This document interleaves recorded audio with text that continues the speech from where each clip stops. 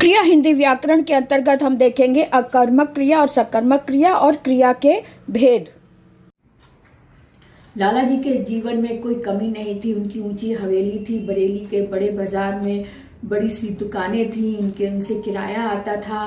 वे अच्छा खाते थे, अच्छा पहनते थे और सभी काम ठीक से। छोटी सी कहानी सुनाने का मकसद ये है कि हम ये जानना चाहते हैं कि क्रिया वाले शब्द क्या होते हैं। क्रिया वाले शब्द उन्हीं को कहते हैं जो कार्य किया जा रहा है। खाते थे, पीते थे, सोते थे, टहलते थे, है ना, ओढ़ते थे, ये सारे कार्य क्रियाओं से रिलेटेड है। ये सारे कार्य क्रिया है। करना, पहनना, ओढ़ना, जाना, खाना, पीना, तो जो कार्य किया जाता है उसके लिए जो शब्दों का प्रयोग होता है उन शब्दों को हम क्रिया कहते हैं। और क्रिया कितने तरीके से होती है। क्रिया वाले शब्दों से ही हमें वर्तमान काल का पता चलता है, भूतकाल का पता चलता है और भविष्य काल का पता चलता है। यानी काल भी क्रिया वाले शब्दों से ही हमें पता चलता है। इसलिए क्रिया और काल दोनों एक दूसरे से जुड़े हुए हैं। लेकिन काल किसे कहते हैं, काल कैसे पहचाने, तो काल भी क्रिया वाले शब्दों के साथ ही जुड़े हुए होते हैं। सिर्फ उसमें समय का जब पता चलता है कि मैंने कल खाया था, मैंने पिया था वाले शब्दों से हमें भूतकाल की जानकारी मिलती है और पढ़ रहे हैं, हम जा रहे हैं। है से वर्तमान काल का पता चलता है तो क्रिया के ही शब्द, लेकिन है से ये कार्य का पता चल रहा है कि अभी इस समय यह कार्य किया जा रहा है। तो है से हमें पता चला कि वर्तमान काल है, कल हम जाएंगे। तो क्रिया वाले शब्द ही हैं कि कल परीक्षा होगी, जाएंगे, खाएंगे, पिएंगे, लेकिन गे लगा हुआ है पीछे। इससे हमें फ्यूचर यानी कि भविष्य काल के बारे में पता चल रहा है। तो क्रिया वाले शब्दों में ही हमें काल का भी पता चलता है। और आज हम बात करेंगे सिर्फ क्रिया के बारे में कि क्रिया कितने प्रकार की होती है और क्रिया को हम पहचाने कैसे, क्रिया के भेद को हम कैसे समझें, इस बात पर आज हम विस्तार से बात करेंगे। तो बने रहें लास्ट तक। और अभी तक अगर आपने सब्सक्राइब नहीं किया तो जल्दी से सब्सक्राइब कर दो। सब्सक्राइब करके, लाइक करके मुझे ये जरूर बताएं कमेंट करके कि आपको ये क्लास कितनी समझ आई, क्या समझ आया। जो नहीं समझ आया तो भी बताएं, समझ आया तो भी बताएं। तो लाइक करके मुझे ये सपोर्ट जरूर करें। आपका सपोर्ट ही मुझे बताता है कि मेरी क्लास आपको कितनी पसंद आ रही है। के साथ आज मैं आपके लिए लाई हूँ क्रिया। क्रिया किसे कहते हैं, क्रिया के भेद क्या क्या होते हैं, और एक मोटी नजर में बता दूं कि क्रिया में ही काल छिपा होता है। और क्रिया के भेद अकर्मक और सकर्मक दो मुख्य होते हैं। जिस क्रिया में कर्म लगा होता है तो वो सकर्मक होती है, जिसमें कर्म नहीं होता वो अकर्मक होती है। जैसे कि स से पता, स सहित यानी कर्म, सकर्मक, कर्म सहित, अकर्मक यानी कर्म रहित। अ का मतलब नहीं, स का मतलब सहित। तो इस तरह से शब्दों से हम पहचान सकते हैं। अब बात करते हैं कि क्रियाएं कितने प्रकार की होती हैं, आगे डिटेल में चलते हैं। ये अकर्मक क्रियाएं हैं जिसमें कि सिर्फ क्रिया वाले शब्द जुड़े हुए हैं, जिसमें कर्म नहीं लगा हुआ है। और सकर्मक क्रिया के भी भेद है। सकर्मक क्रिया जिसमें कर्म जुड़ा हुआ है। सकर्मक क्रिया के भी भेद होते हैं, जैसे एक कर्मक क्रिया और द्विकर्मक क्रिया। जिस क्रिया में एक कर्म है वो एक कर्मक, जिसमें द्विकर्मक दो कर्म है वो द्विकर्मक। अब यहाँ एक कर्मक के उदाहरण देख लें।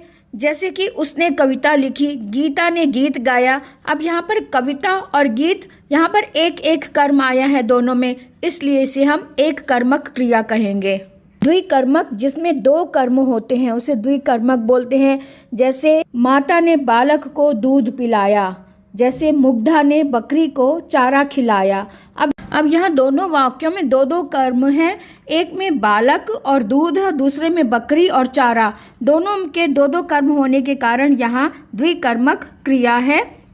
संरचना की दृष्टि से क्रिया के भेद समझेंगे। एक सामान्य क्रिया और एक संयुक्त क्रिया। संरचना की दृष्टि से इसके भेद हैं। जैसे सामान्य क्रिया, जैसे कि वह उधर गया, वह इधर आया, ये सिंपल वे में हमने साधारण क्रिया की श्रेणी में इसको रखा।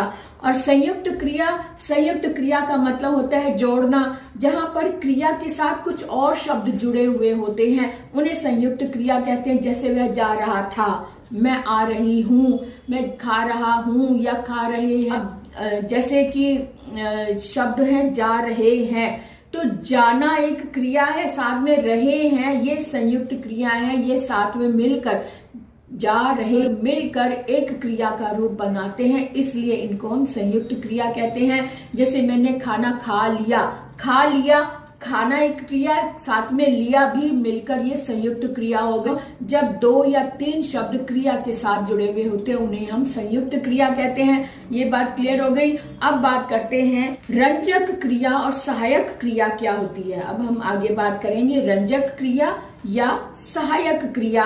सहायक क्रिया भी बहुत ही सिंपल है। सहायक का मतलब क्रिया के सहायक शब्द, क्रिया को पूर्ण करने वाले सहायक शब्द। जैसे जाना एक क्रिया है, रहे हैं, रहे थे, है ना, तो रहे हैं ये सब मिलाकर जा रहे हैं ये सहायक क्रिया है। जैसे जिसको हम इंग्लिश में हेल्पिंग वर्ब बोलते हैं। हेल्पिंग वर्ब जैसे इंग्लिश में ING लग जाता है और साथ में इज आरम लग जाता है, इसको हम हेल्पिंग वर्ब बोलते हैं। इसी तरह से हिंदी में भी जा रहे हैं, खा रहे हैं, पी रहे हैं वाले शब्द जो है ये सहायक क्रियाएं होती है। सहायक क्रियाओं में इन्हें गिना जाता है, जो कि मुख्य क्रिया की सहायता करने वाले जो शब्द साथ में लग जाते हैं उन्हें हम सहायक क्रिया का नाम देते हैं। तो इस तरह से इन्हें पहचाना जा सकता है सभी क्रियाओं को। इनको पहचानना बहुत ही आसान है, सिर्फ थोड़ी सी ध्यान देने की बात है। उसके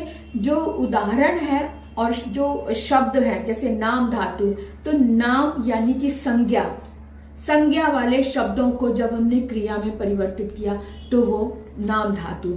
ऐसे ही प्रेरणार्थक, जिसमें प्रेरणा दी जा रही है, मोटिवेट किया जा रहा है, किसी और से काम करवाया जा रहा है, हम खुद नहीं कर रहे हैं, प्रेरित कर रहे हैं कि मैंने उससे पाठ पढ़वाया, तो हमने खुद नहीं कार्य किया, किसी और से करवाया, प्रेरणार्थक क्रिया हो गई है। पूर्वकालिक, जो कार्य अभी अभी कुछ समय पहले हमने कार्य किया उसके बाद दूसरा कार्य किया, यानी 2 क्रियाएं, एक कार्य करने के बाद दूसरा कार्य किया, वो पूर्वकालिक। और पूर्वकालिक की पहचान होती है करके लगा के, करके खाना खा के मैंने ये किया, नहा कर मैंने खाना खाया, तो कर पीछे लगता है तो उससे हमें ये पता चल रहा है कि पूर्वकालिक क्रिया के जस्ट आफ्टर हमने दूसरा कार्य किया, यानी 2 क्रियाएं होती हैं।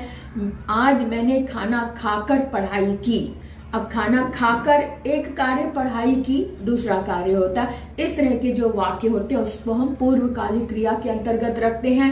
इसी तरह से अगर हम कहें कि कृदंत क्रियाएं वो होती हैं जिसके पीछे प्रत्यय लगा हुआ होता है। तो इस तरह से आज हमने क्रिया के बारे में विस्तार से बात की है। और अभी भी अगर कोई क्वेश्चन आपके मन में अधूरा है या आपके मन में कुछ दुविधा है तो आप कमेंट बॉक्स में लिखकर पूछ सकते हैं, आपको उत्तर जरूर मिलेगा। लेकिन मुझे आप ये जरूर बताएं कि आपको ये क्लास कितनी पसंद आई या नहीं आई, तो भी आप कमेंट जरूर लिखेंगे।